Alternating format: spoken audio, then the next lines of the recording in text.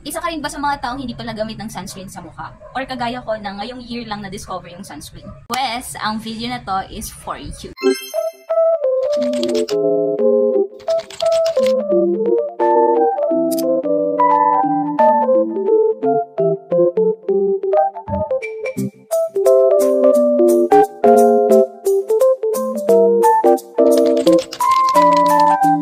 Everybody, Stephanie here and welcome back sa aking YouTube channel. Yes, it's nice to be back here on my YouTube channel.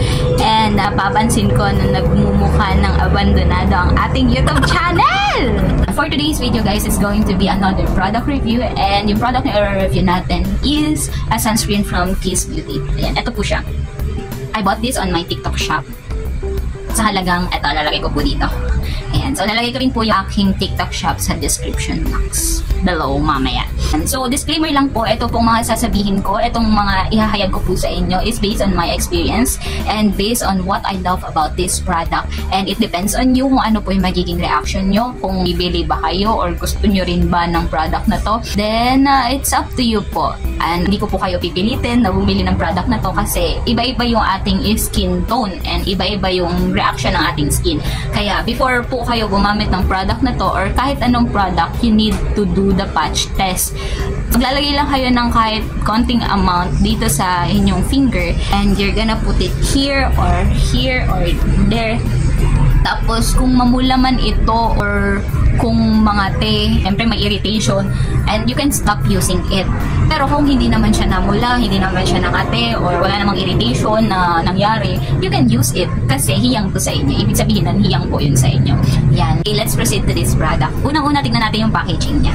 Ayan. Ito yung packaging niya, di ba? Very girly. Pero hindi ibig sabihin sa babae lang ito ha. Pwede ito sa lalaki mo. Ayan. Yan.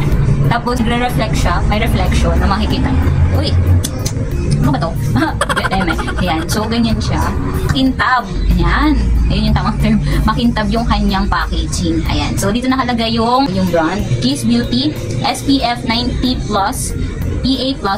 Tapos, dito nakalagay high protection. Ito, dito nakalagay yung UVA and UVB. UV+. And ito, rose. Tapos, itong product na to ay meron na siyang 60 ml. And ganito siya. Parang sa Colgate baga. Bago sa paningin natin kasi may mga product na ganito din yung kanilang packaging. Pero ngayon lang din ako nakakita ng packaging ng sunscreen na ganito.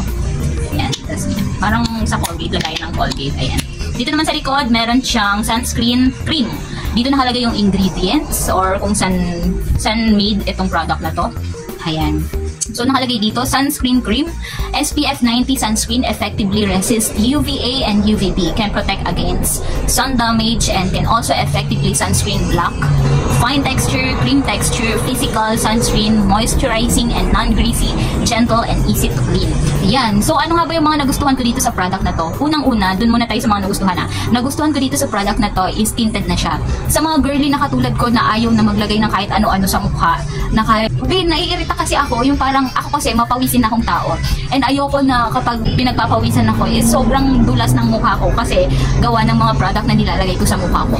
So, itong product na to, kahit na hindi ka na mag-foundation or mag-liquid foundation or mapa-powdered foundation man yan, kahit hindi ka na maglagay nun, eto, tinted na siya, parang it represents the foundation na, basta ganun. Parang nagiging foundation na rin siya sa akin. Parang dual usage na siya, diba?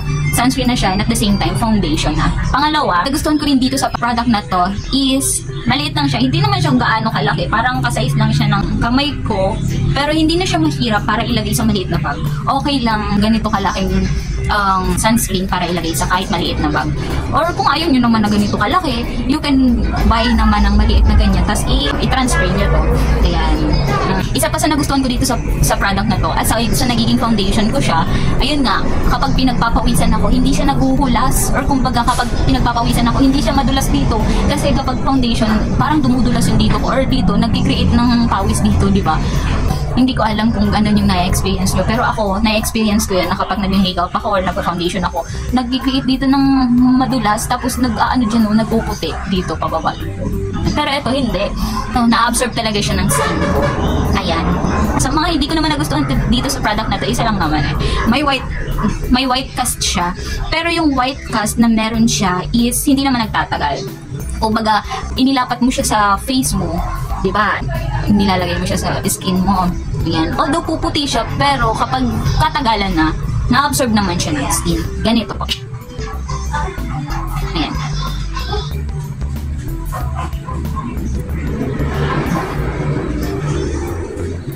Napadami.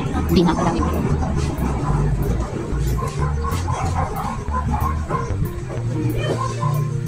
Ayan.